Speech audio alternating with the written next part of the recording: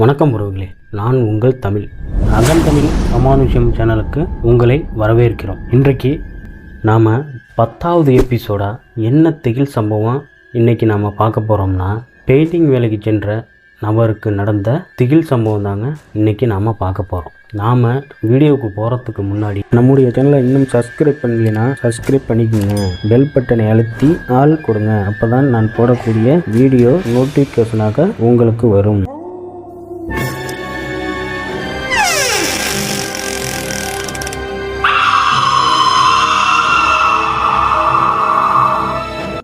நம்ம சேனலை நிறைய பேர் சப்ஸ்கிரைப் பண்ணாமல் தான் பார்த்துட்ருக்கீங்க. கண்டிப்பாக சப்ஸ்கிரைப் பண்ணிடுங்க, லைக் பண்ணிடுங்க. வாங்க வீடியோவுக்கு போகலாம். உறவுகளே, இந்த சம்பவத்தை நம்மள்கிட்ட பகிர்ந்தது யாருன்னு பார்த்தீங்கன்னா நண்பர் சரவணன் தாங்க. இந்த சம்பவத்தை நம்மள்கிட்ட பகிர்ந்தார். இந்த சம்பவம் யாருக்கு நடக்குதுன்னு பார்த்தீங்கன்னா சரவணனுக்கு தாங்க நடக்குது. எப்போ நடந்துச்சுன்னு பார்த்தீங்கன்னா 2000 காலகட்டத்தில் நடந்ததாக சொல்லியிருக்காருங்க. இந்த சம்பவம் நடக்கும்போது நண்பர் சரவணனுக்கு பார்த்தீங்கன்னா 24 வயது ஆகுதுங்க. அப்போ பார்த்தீங்கன்னா சரவணன் குடும்பத்தோட திருச்சியில் தாங்க குடும்பத்தோடு தங்கியிருந்திருக்காங்க. இவருக்கு சரவணனுக்கு பார்த்தீங்கன்னா பெயிண்டிங் வேலைக்கு செல்வது இப்போ வழக்கமாக வச்சுருக்காங்க. இவர் மட்டும் கிடையாது, அவர் கூட ஒரு 4 பேரில் ஒரு ஆள் பார்த்தீங்கன்னா அவருக்கு மேஸ்திரினா வேலையை போயிட்டு பேசிட்டு இவங்க 3 பேரையும் வச்சு வேலை பார்க்குறது தான் அவர் வழக்கம். அப்போ பார்த்தீங்கன்னா திருச்சியிலேருந்து 20 கிலோமீட்டர் தொலைவில் உள்ள ஒரு ஊருக்கு போயிட்டு வீட்டுக்கு பெயிண்டிங் வேலை பார்க்கணும் சொல்லிட்டு அவரோட மேஸ்திரிக்கு ஒரு ஆள் மூலமாக வேலை வந்திருக்கு. இவரும் சரி நம்ம 4 பேரும் போயிட்டு அந்த வீட்டு வேலையை முடித்து கொடுத்துட்டு வரலாம்ங்கிற மாதிரி சரவணன்ட்ட சொல்லியிருக்காரு. மற்ற 2 பேர்ட்டையும் அவங்க கூட வேலை பார்க்குறவங்ககிட்டையும் சொல்லியிருக்காரு. சரி 3 பேரும் சரி நம்ம போகலாம். அப்படி போகலாம்னா பார்த்தீங்கன்னா எப்படியா இருந்தாலும் ஒரு 10 நாள் அங்கேயே தங்கி 10 நாள் தங்கி வேலை பார்த்துட்டு எல்லா வேலையும் முடித்து கொடுத்துட்டு ரிட்டர்ன் வர மாதிரி தான் இருக்கும். இடையிலாம் ஊருக்கெல்லாம் வர முடியாது பேசியிருக்காரு அவரோட மேஸ்திரி. சரின்ட்டு இவங்களும் ஒத்துக்கிட்டாங்க. சரவணன் மகத்தை கூட வேலை பார்க்குற அந்த 2 நபரும் சரின்னு ஒத்துக்கிட்டாங்க. இதில் என்னன்னு பார்த்தீங்கன்னா சரவணனும் அவரோட மேஸ்திரியும் ஒரே ஊரில் இருக்கிறாங்க. பாக்கி 2 நபரும் பக்கத்து ஊருங்கனால இந்த நாளில் நம்ம கிளம்பிடும் சொல்லிட்டு அவங்களுக்கு கைக்கு செலவெல்லாம் கொடுத்துட்டு நீங்கள் அப்படியே பஸ் ஏறி வந்துடுங்க, நாங்கள் 2 பேருமே இப்படியே வந்துடுறோம் சொல்லிவிட்டு அவங்க 2 பேர்ட்டையும் கை செலவுக்கு பணம்லாம் கொடுத்துட்டு இருக்கும் பொழுது பார்த்திங்கன்னா இவங்க கிளம்ப வேண்டிய நாள் வருதுங்க. இவங்க விடிய காலைல யார் மேஸ்திரியும் சரவணனும் 2 பேரும் போயிட்டு அந்த வீட்டை பார்க்குறாங்க. வீடை பார்த்தா நல்லா கொஞ்சம் மீடியமான ஒரு வீடாக இருக்குது. சுற்றிலையும் பார்த்திங்கன்னா நல்ல தென்னை மரம், மாமரம், வாழை மரம், அந்த மாதிரி ஒரு நடுவில் ஒரு கிணறு இருக்குது. பார்க்குறதுக்கு கொஞ்சம் தோட்டத்துக்குள்ளே வீடு இருக்கிற மாதிரி அந்த வீடு இருக்குது. அந்த வீட்டுக்கு தான் இவங்க பெயிண்டிங் வேலை பார்க்க போயிருக்கிறாங்க. அப்போ போயிட்டு 2 பேருமே அந்த வீட்டுக்கு போய் பார்த்துட்டு சரி மேஸ்திரி சொல்கிறாரு, என்ன அந்த 2 பேரும் வர சொன்னோமே, கூட வேலை பார்க்குற ஆள் 2 பேரும் வர சொன்னோமே, இன்னும் காணுமே சொல்லிவிட்டு இவங்க 2 பேரும் பேசிக்கிட்டு சரி அவங்க வர மாதிரி வரட்டும், நம்ம கொஞ்சம் வேலையெல்லாம் சுத்தம் பண்ணி வைப்போம் சொல்லிவிட்டு இருக்கிற ஏன்னா எடுத்தோடனே போயிட்டு அவங்க பெயிண்ட் அடிக்க முடியாது. அந்த இருக்கிற இடத்தெல்லாம் சுத்தம் பண்ணிவிட்டு இருக்கிற பொருள்லாம் எடுத்து ஒரு பக்கமாக உரமாக வச்சு அதுக்கப்புறம் தான் பெயிண்ட் அடிக்கிறோம். அங்கிறதுனால நம்ம ஜாமெல்லாம் கொஞ்சம் எடுத்து வச்சுட்ருக்கோம், அதுக்குள்ளே வந்துடுவாங்க சொல்லிவிட்டு சரவணனும் ஒரு மேஸ்திரி 2 பேருமே எடுத்து வச்சிட்ருக்கும்போது மத்தியானமும் ஆயிடுச்சு.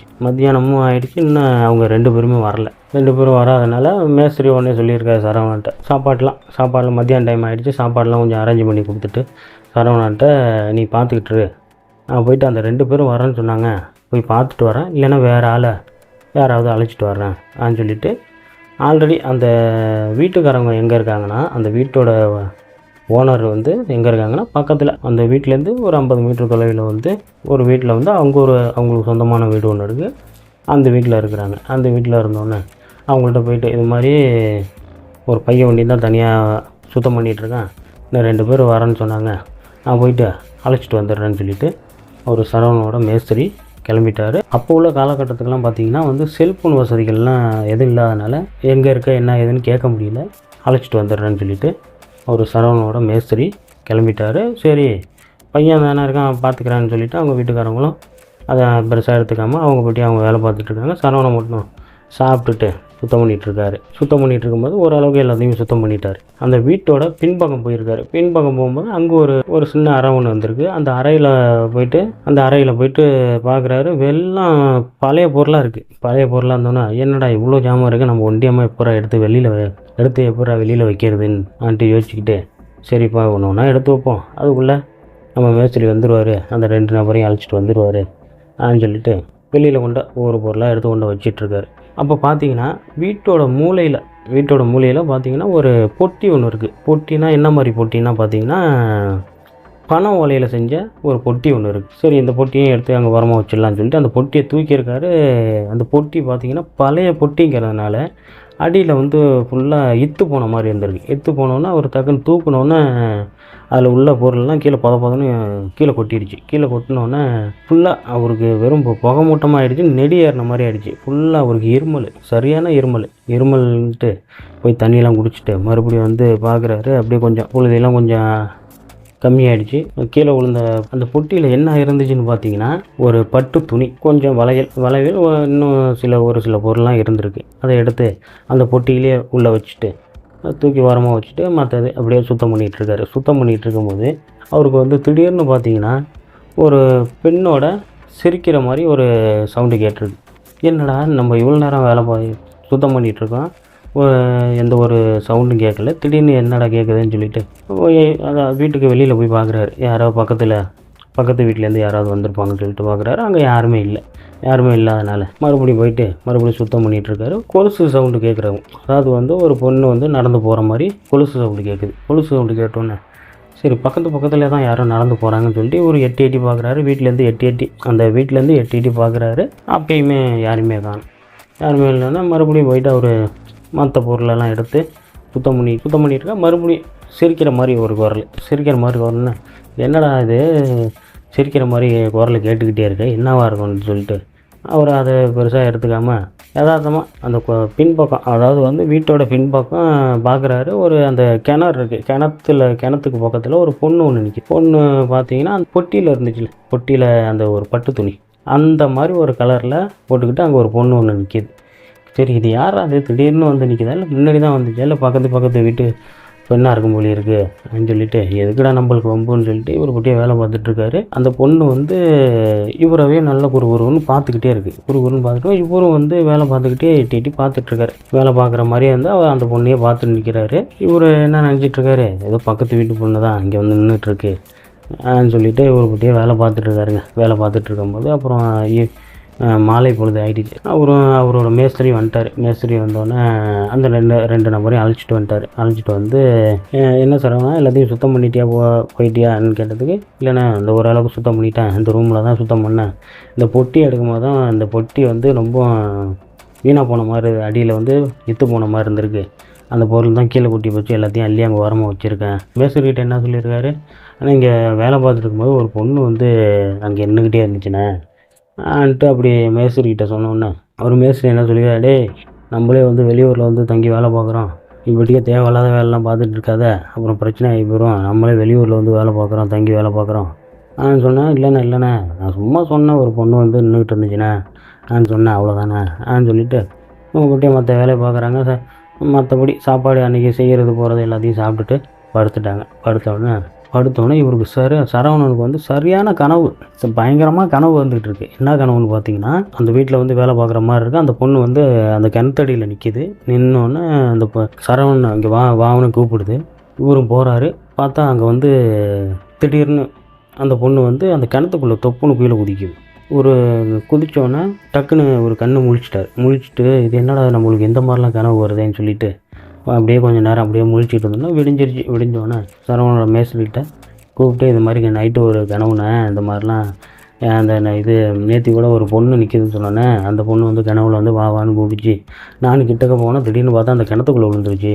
நீ பட்டியே ஏதாவது நினச்சிட்டு படுத்துருப்ப, அதெல்லாம் ஒன்றும் இல்லை, சரி வேலையை பாடுறா சொன்னதுமே சரி எதுக்குடா நம்ம வம்பு சொல்லிட்டு சரவணனும் வேலை பார்த்துட்ருக்கும்போது எல்லாத்தையும் ஓரளவுக்கு எல்லாத்தையும் சுத்தம் பண்ணிட்டாங்க. மக்கிய நாள் காலையில் வேலை ஆரம்பிக்கிறாங்க. வேலை பார்த்துட்டு இருக்கும்போது எதாச்சியாக கிணத்துக்கிட்ட பார்க்குறாரு. கிணத்துக்கிட்ட அதே மாதிரி அந்த பொண்ணு நிற்கிது. அந்த பொண்ணு நின்னோன்னு இவர் வந்து அந்த மேஸ்திரிக்கிட்ட சொல்கிறதா வேண்டாமா, இல்லை பசங்கள்கிட்ட யார்கிட்டயா சொல்கிறதா வேண்டாமான்ட்டு, ஏதாவது நம்ம ஏதாவது சொன்னோம்னா அவங்க ஏதாவது திட்டுவாங்க போவாங்கன்னு சொல்லிட்டு எதுவுமே சொல்லாமல் அங்கே கிணத்தடிக்கிட்ட அந்த பொண்ணை பார்க்குறது, ஒரு பட்டியை வேலை பார்க்குறது, கிணத்தடிக்கிட்ட பொண்ணை பார்க்குறது, ஒரு பட்டியை வேலை பார்க்குறது, அப்படியே வேலை பார்த்துட்ருக்காங்க. வேலை பார்த்துட்டு இருக்கும்போது வேறு பக்கத்தில் அதாவது வந்து அந்த வீட்லேயே வந்து வேறு பக்கம் வேலை கொடுத்தாலுமே அந்த வேலையை பார்த்துட்டு ஒரு 10 நிமிஷத்துக்கு அந்த கிணத்து பக்கம் பார்க்குறது, அந்த மாதிரியே இருந்தோன்னே மேஸ்திரி பார்த்துட்டு, என்னடா அங்கே செத்த நேரம் கொஞ்சம் நேரம் வேலை பார்க்குறேன், மறுபடியும் அங்கே கொல்லை பக்கம் எட்டி பார்க்குறேன், என்னடா உனக்கு பிரச்சனைனா? இல்லைண்ணா ஒன்றும் இல்லைண்ணா சும்மா தானே சொல்லிட்டு வேலை பார்த்துட்ருக்காப்புல.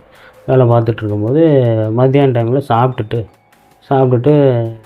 கொஞ்சம் நேரம் ரெஸ்ட் எடுத்துகிட்டு வேலை பார்த்துட்டு இருக்கும்போது சரவணன் என்ன பண்ணியிருக்காரு, ஆனால் எனக்கு வயிறு கொஞ்சம் சரியில்லை, நான் அந்த பக்கம் போயிட்டு வரேண்ணே சொல்லிட்டு போயிருக்காரு. போயிட்டு கிட்டத்தட்ட ஒரு மணி நேரம் 2 மணி நேரம் ஆகிடுச்சு. ஒன்று மேஸ்திரி என்ன பண்ணியிருக்காரு, என்னடா போனவனை இன்னும் காணுமே, ஒரு மணி நேரத்துக்கு மேலே ஆகுது, 2 மணி நேரம் கிட்ட ஆக போகுது, நான் போனவனை இன்னும் காணுமேன்னு சொல்லிட்டு, என்னடா நம்ம இது வெளியூராக இருக்குது, இவன் மட்டும் எங்கேயாவது தெரியாத இடத்துக்கு போயிட போகிறான்னு சொல்லிட்டு இவரும் போய் தேடிக்கிட்டு போயிருக்காரு. யார் மேஸ்திரி தேடிக்கிட்டு போயிருக்காரு. தேடிக்கிட்டு போகும்போது அங்கே வந்து ஒரு பெரிய ஒரு மரம் ஒன்று வந்திருக்கு, தூங்கு முஞ்ச மரம் இருந்திருக்கு. அந்த தூங்கு முஞ்ச மரத்துக்கிட்டே போய் நின்றுக்கிட்டு இருக்காரு. ரொம்ப நேரமாக நின்றுக்கிட்டு இருக்காரு.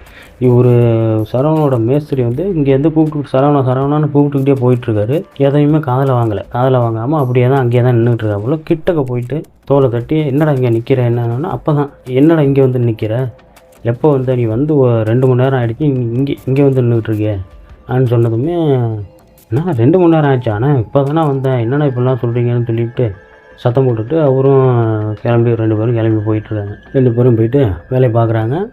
அன்றைக்கி சாயந்தரம் இருட்டினோன்னே எல்லாத்தையும் எடுத்து வச்சுட்டு தூங்குறதுக்கு போயிட்டாங்க.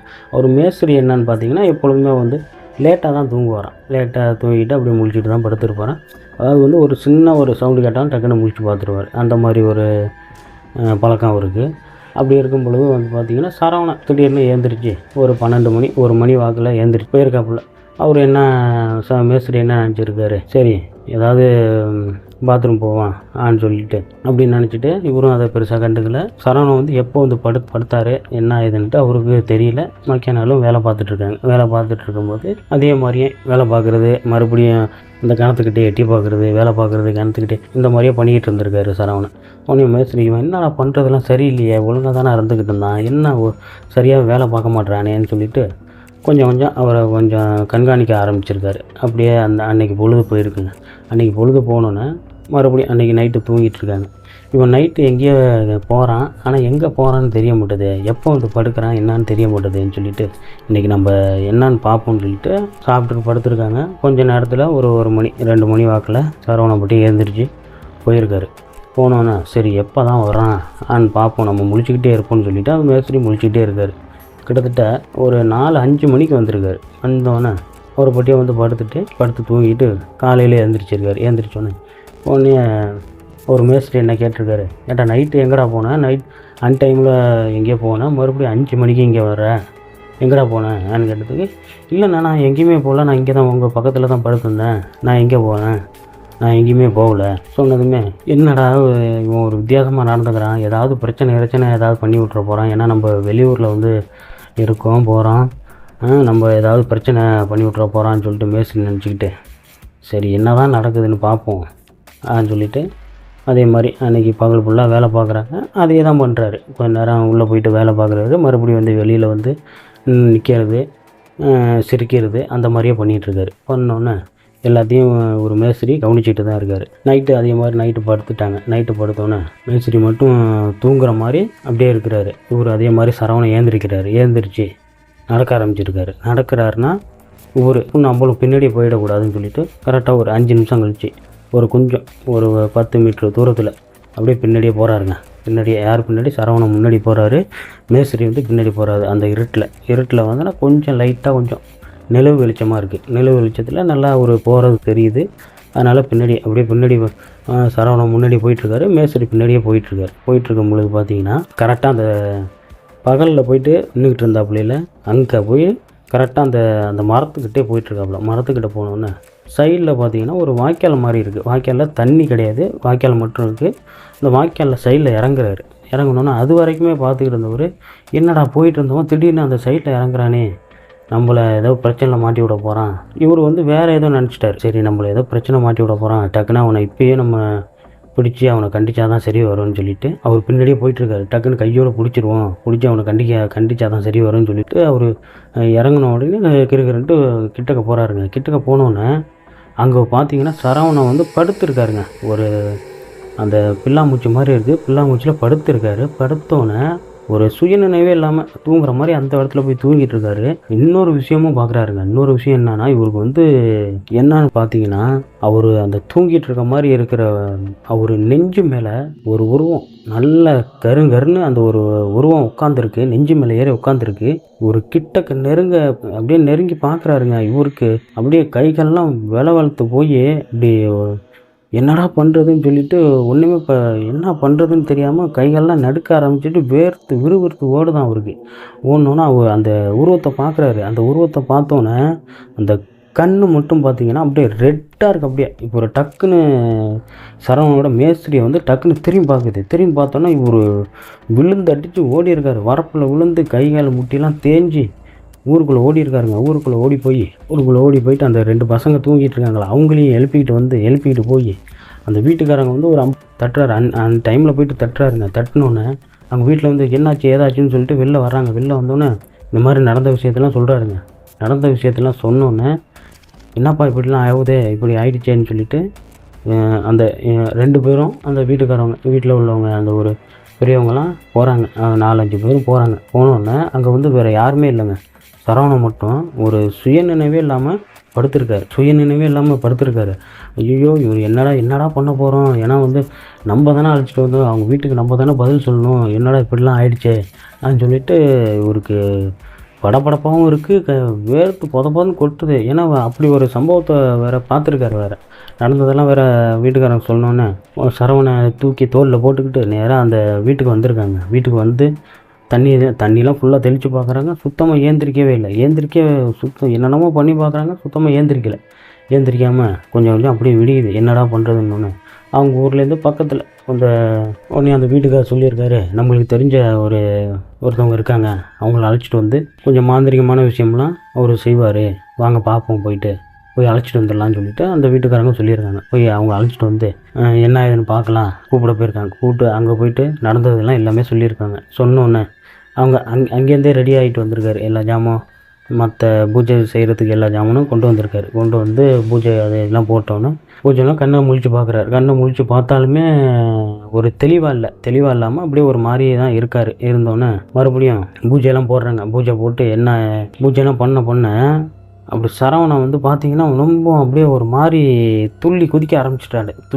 துள்ளி குதிக்க ஆரம்பித்தோன்னே 2-3 பேர் அவரை பிடிச்சிக்கிட்டு உட்கார வச்சு மறுபடியும் மந்திரங்கள் சொல்ல அந்த உடுக்கையெல்லாம் அடித்து என்னென்னமோ மந்திரங்கள்லாம் சொல்லிகிட்டு இருக்கும்போது அவர் பேச ஆரம்பிக்கிறாரு. பூஜை பண்ணுறவர் வந்து கேட்குறாரு, நீங்கள் யார் என்ன ஏதுன்னு கேட்டோன்னே அந்த சரவணன் உடம்புக்குள்ளேயே வந்து இறங்கி பேசுதுங்க. உன் பேர் என்ன ஏதுன்ட்டு அந்த பூஜை பண்ணுறவர் கேட்குறாரு. அதோட பேரை சொல்லுதுங்க. என் பேர் வந்து வள்ளி சொன்னோன்னே, நீ இறந்து எவ்வளோ நாள் ஆகுதுன்னா, நான் இறந்து 30 வருஷம் ஆகுது. சரி எதுக்கு இப்போ வந்து இந்த பையன் மேலே நீ ஆக்கிரமிக்கிற, என்னன்னு கேட்டதுக்கு, நான் ரொம்ப நாளாக வந்து துணை இல்லாமல் தான் இருக்கேன், நான் வந்து இந்த பையனை வந்து நான் துணைக்கு நான் கூட்டிகிட்டு போகிறேன் ஆன்னு சொல்லியிருக்கு. யார் வீட்டு பையனை நீ எதுக்கு நீ கூட்டிகிட்டு போவான், அவன் வந்து வேலை பக்கம் வந்தவனை வந்து எதுக்கு நீ கூட்டிகிட்டு போக நிற்கிற, அப்போல்லாம் கூட்டிகிட்டு போக முடியாதுன்னு ரொம்ப ஆக்ரோஷமாக, இல்லை நான் விட்டுட்டு போக மாட்டேன், கூட்டிகிட்டு தான் போவேன்ட்டு ரொம்ப ஆக்ரோஷமாக பயங்கரமாக கத்திருக்காரு சரவணன். அதாவது வந்து அந்த ஆத்மா சரவண உடம்புல இருக்கிற ஆத்மா பயங்கரமாக அந்த மாதிரி கத்தினோன்னே, என்னை பற்றி உனக்கு தெரியுமா தெரியாதா, ஏதாவது உனக்கு வந்து சாப்பிட்ற பொருள் அந்த மாதிரி வாங்கிட்டு நீ போயிட்டே இரு, இந்த மாதிரிலாம் வந்து அந்த பையனெல்லாம் வந்து துணைக்கெல்லாம் அழைச்சிட்டு போக முடியாது அப்படின்னு சொல்லிட்டு நிறையா ஒரு மந்திரம்லாம் நிறையா சொல்ல அவருக்கு அது வந்து அப்படியே கத்துது. அந்த கத்துனோன்னே சில மந்திரங்கள்லாம் ஒரு சொல்லி பூஜைலாம் பண்ணோன்னே கொஞ்சம் நேரத்தில் அதுவாகவே சரி நான் போயிடுறேன், அந்த பையனை விட்டு போயிடுறேன் நான் சொன்னதுமே, சரி நீ வந்துட்ட, உனக்கு என்ன வேணும், இந்த பையன் இல்லாமல் உனக்கு என்ன வேணும் நான் கேட்டோன்னே அந்த பூஜை பண்ணுறது வந்து இன்னொரு விஷயமும் கேட்டிருக்காரு. என்ன விஷயம்னு கேட்டிங்கன்னா, நீ எதனால் இறந்த என்ன ஏதுன்னு கேட்டோன்னே, எங்கள் வீட்டில் வந்து பிரச்சனைங்கிறனால வந்து நான் அந்த மரத்தில் வந்து தூக்கு மாட்டி இறந்துட்டேன் சொன்னதுமே, சரி அதெல்லாம் இருக்கட்டும், இப்போ வந்து இந்த பையனை விட்டுட்டு போ, உனக்கு வந்து வேறு என்ன வேணும் கேட்டதுக்கு, எனக்கு வந்து கோழி குழம்புனா ரொம்ப பிடிக்கும். நான் உயிரோடு இருக்கும் பொழுது வந்து பார்த்திங்கன்னா வீட்டில் வந்து நிறைய கோழி வளர்த்தேன். எனக்கு வந்து கோழினா ரொம்ப பிடிக்கும். எனக்கு வந்து கோழி குழம்பு வேணும் சொன்னதுமே, சரி அதுவும் வாங்கிக்கலாம். கோழி குழம்பு வச்சு நல்லா சாப்பிட்டுட்டு இதை விட்டு போயிடணும் சொன்னதும், சரி நான் போகிறேன், எனக்கு கொஞ்சம் பூ வேணும் சொன்னாலும், சரி நான் பூவும் வாங்கி தர்றோம் சொல்லியிருக்காரு அந்த பூஜை பண்ணுறவர். டக்குன்னு அவங்க வீட்டில் கோழி இருந்திருக்கு. கோழி அவனுக்கு பிடிச்சி டக்குன்னு அதுக்கான இதை ரெடி பண்ணுறாங்க. ரெடி பண்ணி பூவெலாம் வாங்கிட்டு வந்து சாப்பாடு போடுறாங்க. நல்லா ஃபுல்லாக சாப்பிட்டுட்டு பூவை எடுத்து தோல் மேலே போட்டுக்கிட்டு, சரி நீ உனக்கு கேட்டது கிடச்சிருச்சு, இதை விட்டு நீ இந்த பையனை விட்டு போ சொன்னது. சரி, இன்னொரு விஷயம் என்னன்னா, நீ இந்த வீட்டு பொண்ணுங்கிறதுல இந்த வீட்டு பொண்ணு, நீ இந்த வீட்டுக்கு வந்து நீ பாதுகாப்பாக தானே இருக்கணும். இப்படிலாம் நடந்துக்கலாமா? வேலைக்கு வந்தவங்களை வந்து நீ சேட்டை பண்ணலாமா கேட்டதுக்கு, நான் வந்து இனிமேல் வந்து நான் எங்கள் வீட்டுக்கு பாதுகாப்பாக தான் இருப்பேன் சொல்லி ஒரு வாக்கு கொடுத்துட்டு, சரவணன் பார்த்திங்கன்னா டக்குன்னு மயங்கி விழுந்திருக்காரு. அவரை தண்ணி எழுப்பி உட்கார வச்சுருக்காங்க. அவர் ஒரு மாதிரி என்ன தெரியல, அப்படி கேராக தான் இருக்கார். உடனே பூசாரி என்ன சொல்லியிருக்காரு, 3 நாள் வரைக்கும் இந்த ஊர் எல்லையை விட்டு போகக்கூடாது. 3ஆம் நாள் நான் வருவேன், வந்து ஊர் எல்லையில் ஒரு பூஜையை பண்ணிவிட்டு அதுக்கப்புறம் தான் சரவணனை வந்து நீங்கள் வந்து ஊருக்கு அனுப்பணும், அது வரைக்கும் இந்த வீட்டில் தான் வச்சுருக்கணும்னு சொல்லிவிட்டு அந்த பூஜை பண்ணுறவர் கிளம்பி போயிட்டாருங்க. போனதுமே 2 நாள் அங்கேயே தான் இருக்கிறாங்க, எந்த ஒரு பிரச்சனையும் இல்லாமல் இருக்கிறாங்க. ஆனால் கொஞ்சம் இவங்க கூட இருக்கிறவங்களுக்கெல்லாம் கொஞ்சம் பயம் இருக்குது. பயம் இருந்ததுன்னா அப்படியே 3 நாள் ஆகுது. 3ஆவது நாள் ஊர் எல்லைக்கு அழைச்சிட்டு போயிட்டு, சரவணனை கூட இருந்தவங்களாம் ஊர் எல்லைக்கு அழைச்சிட்டு போயிட்டு ஒரு சில பூஜையெல்லாம் பண்ணி கோழிலாம் அறுத்து காவை கொடுத்துட்டு, சரி இதுக்கப்புறம் வந்து நீ இந்த ஊர் பக்கம் வராத, அப்படியே ஊருக்கு போயிடு, இப்படியே நீ அந்த பக்கம் போயிடாத, இப்படியே நீ ஊருக்கு போகணும்னு சொல்லிவிட்டு சரவணனை வீட்டில் விட்டுட்டு, இவர் மேஸ்திரி வந்து வேறு ஆளை அழைச்சிட்டு வந்து எவ்வளோ சீக்கிரமோ அந்த வீட்டை வேலை பார்த்து கொடுக்கணுமோ வேலை பார்த்து கொடுத்துட்டு டக்குன்னு கிளம்பி வந்திருக்காங்க. இதில் இன்னொரு விஷயம் என்னான்னு பார்த்தீங்கன்னா, இந்த சம்பவத்தை சொன்னது பார்த்திங்கன்னா சரவணனா இருந்தாலும் அவருக்கே தெரியாத ஒரு சில விஷயங்கள், அவருக்கே தெரியாத விஷயம்லாம் அவருடைய மேஸ்திரி தான் சொல்லியிருக்காரு சரவணன்ட்ட. இந்த மாதிரிலாம் நடந்தது அதெல்லாம் வந்து சரவணன்ட்ட அவர் மேஸ்திரி தான் சொல்லியிருக்காரு. அது மூலமாக நம்மள்கிட்ட பகிர்ந்தார் சரவணனுக்கு ஒரு நன்றியை சொல்லிக்கலாம். இந்த சம்பவத்தை பற்றிய கருத்துக்களை கமெண்ட் பாக்ஸில் பதிவிடுங்க. இதுபோல் இன்னொரு திகில் சம்பவத்தில் நம்ம சந்திக்கலாம். அதுவரை உங்களிடமிருந்து விடைபெறுவது நான் உங்கள் தமிழ். நன்றி உறவுகளே.